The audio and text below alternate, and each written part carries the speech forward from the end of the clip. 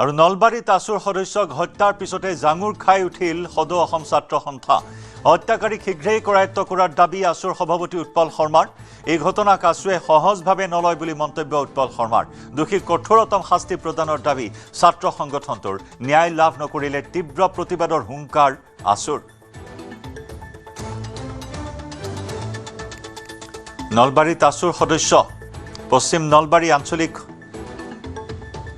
সমিতিৰ সম্পাদক মাধুৰ্য বৰ্মনক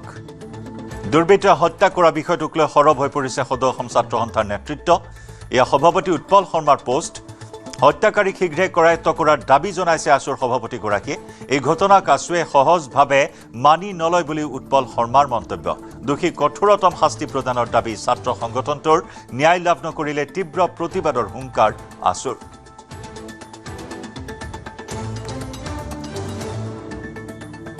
সেইখিনি শেষ হোৱাৰ পিছত সিহঁতৰ ভাত পানী খাই উঠি 5টামান বজাত ইয়াৰ পৰা গৈছিল আৰু নলবাৰীলৈকে কিন্তু সিহঁত কেতিয়া উভতি আহিছে আমি গম পোৱা নাই আমি ঘৰত কামত ব্যস্ত হৈ আছোঁ মাধুৰ্য বৰ্মন ছোৱালীটোৰ নাম মৃদুমিত্ৰা ডেকা হয় তাৰপিছত আমি ঘৰত থাকোঁতে আমি ঘৰত ভাত পানী বনোৱাৰ কথা পাতি থাকোঁতে কোনোবা আমাক কৈছে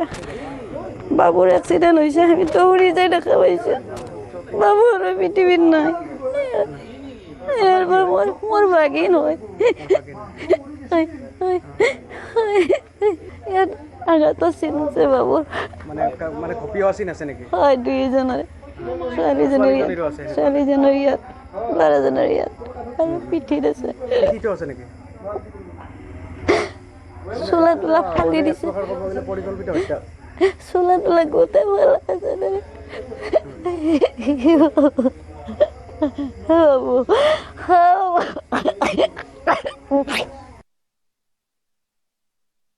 তেওঁ এখন স্কুটি চলাই আহিছিল নলবাৰীৰ পৰা আহি আছিল আহি এই ঘৰৰ পৰা অলপ দূৰত আৰু আমাৰ গংগাপুৰত প্ৰায় 300 মিটাৰ দূৰত আপোনাৰ আমি দেখাত মানে গাড়ীখন তেওঁৰ স্কুটিখন থিয় হৈ আছে যেনেকৈ আছিল তেনেকৈ আৰু আপোনাৰ কোনো ধৰণৰ গাড়ীত স্পট নাই কিন্তু তেওঁৰ আমি বডিত গোটেই তেজেৰে লুতুৰি পুতুৰি গতিকে আমি এই ঘটনাটো আচলতে এইটো আমি এটা পৰিকল্পনা হয়তো ঘটনা বুলি এটা আমি অনুমান কৰিছোঁ দেখিছোঁ গাড়ীখন দেখাৰ পিছতো অলপ পিছতে সেইফালৰ পৰা মানুহ আহিছে তাৰপিছত এক্সিডেণ্ট হৈছে তাৰপিছত মই ওলাই আহিছোঁ প্ৰথম দুৰ্ঘটনা বুলি সন্দেহ কৰিছিল কি গাড়ী আছিল স্কুটি এখন আহিছিল তাৰপিছত যিগৰাকী যুৱতী সেই যুৱতীগৰাকীয়ে কৈছে কোনে হত্যাকাণ্ড কৰিছে তাৰপিছতো সেই তাহাঁতে তুলিব ধৰিছে তেতিয়া মই আহিলোঁ আটা দিয়াতে তাহাঁতৰ ঘৰৰ মানুহ আহিছে মই তোমালোকৰ ঘৰৰ মানুহ চোৱাচোন পিছত হামটা মাৰি থৈছে মইনা কোনো আমাক হেৰি কৰা নাই এক্সিডেণ্ট কৰা নাই কিন্তু মাৰি থৈ গৈছে কোনে মাৰিছে কৈছিল নহয় নামটো কৈছে মই নামটো শুনা নাই আপুনি শুনা নাছিল নাম দুটা কৈছে ক'ত ক'ত আঘাত পাইছিল দেখিছেনে ইয়াতে হেৰিত ইয়াতে খায়া বুলি কৈছে আৰু ল'ৰাটোতো চাইৰ পিনে লেপিছে ছোৱালীটো দুইঠাতত বোলে সেইখিনি মই দেখিছো তাৰপিছত মই পানী আনি দিলো পানী আনি দি ঘৰৰ মানুহ আহিল সিহঁতে আৰু গম পাইছে কোনে মাৰিছে ছোৱালীটো কৈছে আৰক্ষী তাৰে পিছতে আহিছে অলপ লেট হৈছে গোটেই ঘটনাটোত দুগৰাকী বিশেষ ইয়াৰে নহয় ল'ৰা দুটা ইয়াৰে নহয় আমাৰ ইয়াৰে অলপ দূৰৰ কালাগছিৰ বুলি কৈছে পূব কালাগছিৰ বুলি কৈছে মই সেইখিনিয়ে গম পাইছো গোটেই ঘটনাটোক লৈ আপোনালোকে কি দাবী জনাব কাৰণ ল'ৰাটো বেছি নিৰ্দোষী তাক গেলি বেয়া লাগিছে একদম সৰু ল'ৰা পঢ়ি আছে সেইটোৱে মাকৰ ল'ৰা আছিল আজি মাকটো কেনেকৈ থাকিব ময়ো নোৱাৰো থাকিব একদম বেয়া লাগিছে আচলতে অতি দুখ লগা বিষয় যিজনী ছোৱালী এই ঘটনাটো কৰিলে তেওঁ মোৰ ছাত্ৰী আছিল আৰু অতি তীক্ষ্ণবান ছাত্ৰী আছিল বিভিন্ন প্ৰতিযোগিতামূলক সুনাম অৰ্জন কৰিছিল আমাৰ বিদ্যালয়ৰ পৰা গতিকে তেওঁলোকৰ এই ঘটনাটোত সঁচাকৈ আমাৰ অঞ্চলবাসী মৰ্মাহত হৈছে আৰু ইয়াৰ মানে উপযুক্ত শাস্তি দোষীক বিচাৰি উপযুক্ত শাস্তি দিয়াৰ কাৰণে চৰকাৰী পক্ষক বিশেষকৈ আমাৰ অসমৰ মাননীয় মুখ্যমন্ত্ৰী মহোদয়ক আহ্বান জনাইছোঁ আৰু ইতিমধ্যে নলবাৰীৰ বাসগৃহৰ পৰা মৃদুমিত্ৰাৰ বাসগৃহৰ পৰা আমাৰ সতীৰ্থ সাংবাদিক বিষ্ণু শইকীয়া আছে আমাৰ সৈতে ৰাইজ যথেষ্ট তাত উপস্থিত হৈ সকলোৱে দাবী কৰিছে যে দৃষ্টান্তমূলক শাস্তি প্ৰদান কৰা হোক বিষ্ণু ইতিমধ্যে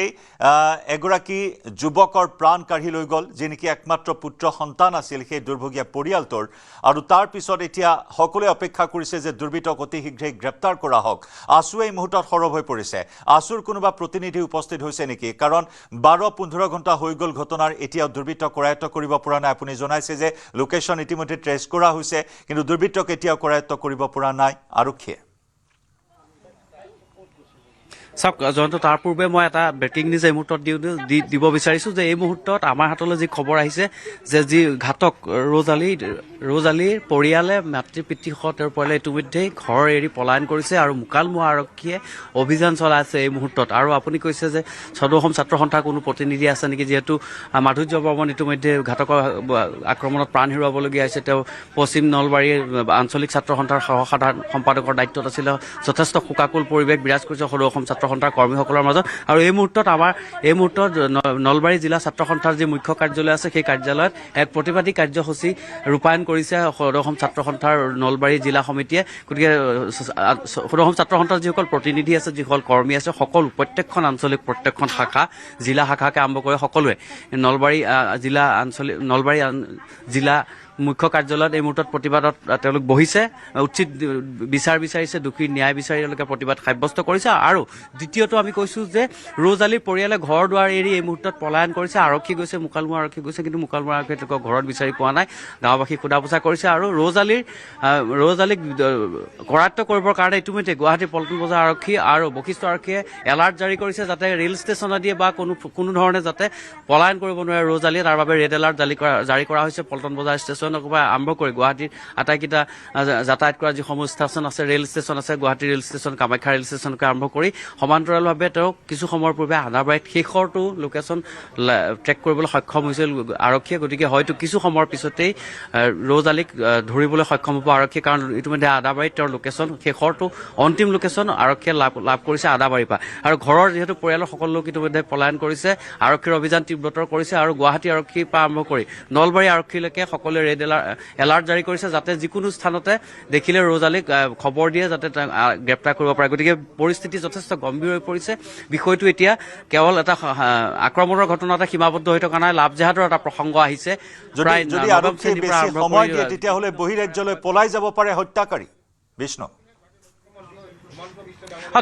নিশ্চয় সেয়া সম্ভাৱনা আছে কিন্তু আমি যদি চাওঁ যে অসম আৰক্ষীয়ে বহুকেইটা গোচৰৰ ক্ষেত্ৰত কিন্তু তেওঁলোকে তাৎক্ষণিকভাৱে তদন্ত কৰি দোষী বা হত্যাকাৰীক গ্ৰেপ্তাৰ কৰিবলৈ সক্ষম হৈছে আৰু তাৰ ফলস্বৰূপে আজি আদাবাৰীত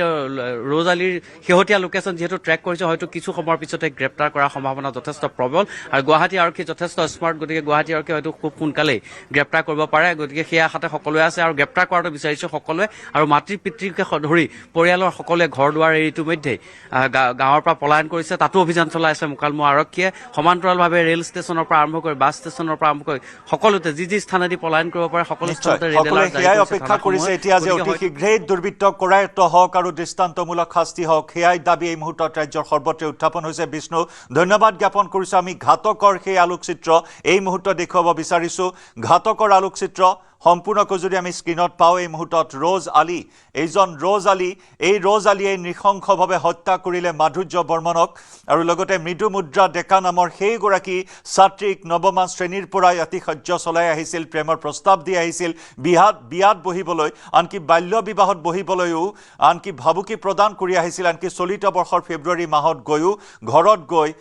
হত্যাৰ ভাবুকি দি আহিছিল চোকা চুৰি হাতত লৈ হত্যাৰ ভাবুকি দিয়াৰ অভিযোগ উত্থাপন হৈছে আৰু এইজনে হৈছে হত্যাকাৰী ৰ'জ আলী বৰ্তমান পলাতক ৰ'জ আলীৰ পৰিয়ালো বৰ্তমান মুকালমুৱাৰ ঘৰৰ পলাই পলাতক অৱস্থাত আৰক্ষী অভিযান চলাই আছে অতি শীঘ্ৰেই আৰক্ষীয়ে কৰায়ত্ব কৰিব এই আশাত সকলো বন্দী হৈ আছে আৰু সকলোৱে দাবী উত্থাপন কৰিছে মুখ্যমন্ত্ৰী ডক্টৰ হিমন্ত বিশ্ব শৰ্মাৰো দৃষ্টি আকৰ্ষণৰ চেষ্টা বৰ্তমান ভুক্তভোগী পৰিয়াল দুটাৰ